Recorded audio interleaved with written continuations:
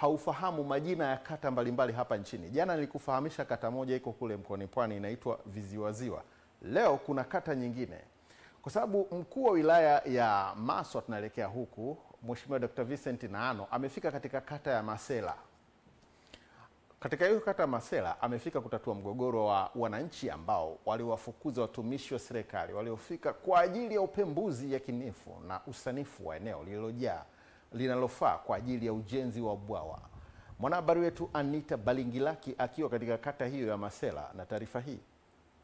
Kama tungekuwa tunapewa majibu mazuri, hatungefikia hatua kama hiyo. Sasa mtu anakuja kutembea kwenye eneo langu, sijui kwamba mnajua tu kwamba amekuja kuvamia. Kwa hiyo sasa, mkuu wa wilaya, kwanza nashukuru sana kwa maelezo yako. Awali wananchi walitumia mawe kuwafukuza watumishi wa serikali ambao walifika kwa ajili ya kufanya upembuzi yakinifu na usanifu wa eneo hilo ili kupata sehemu sahihi ya kuweka bwawa hilo. Jambo ukiona hujaridhika, kuna line ya kuuliza. Wewe ukichukua mawe ni mhalifu. Kizuia mtumishi wa serikali kufanya kazi yake ni kosa kisheria. Hapa mimi najua kuna kikao kilikaa, mkajadili, mkakubaliana na wengine hawakuridhika. Usiporidhika unaenda kwenye mamlaka ya juu, sio unafanya uhalifu. Na ndio maana wanafanya upembuzi yakinifu kubaini humo ndani kuna nini kwenye hiyo ardhi. Aina ya udongo, mali gani za wananchi. Tunaelewana? Kusiko na makaburi kuna nini? Kazi yake ndio hiyo. Eneo la bwawa linalotarajiwa kujengwa lina ukubwa usiopungua hekta 200, sawa na ekari 400, japokuwa eneo halisi la kuweka bwawa hilo bado halijajulikana.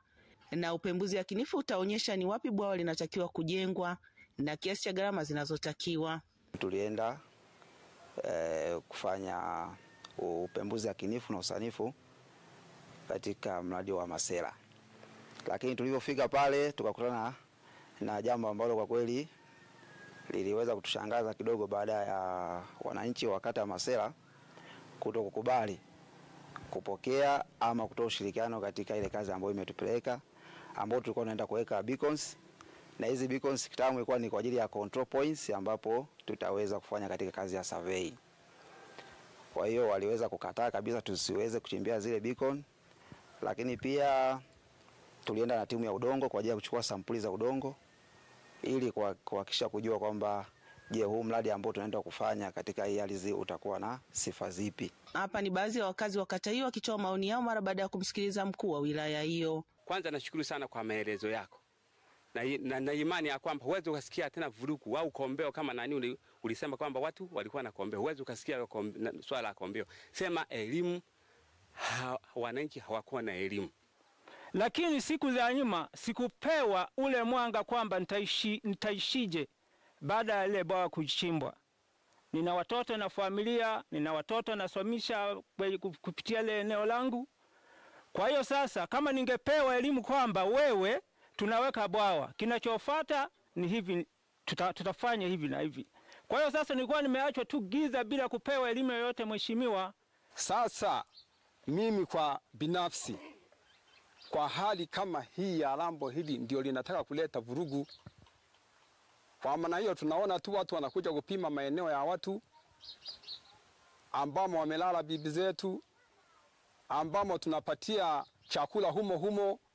Hali ya hewa Kigoma tunapata mpunga, tunabadilisha mahindi, familia zinaishi. Kutoka Maswa mkoani Simiyu, Anita Balingilaki wa EATV. Naam.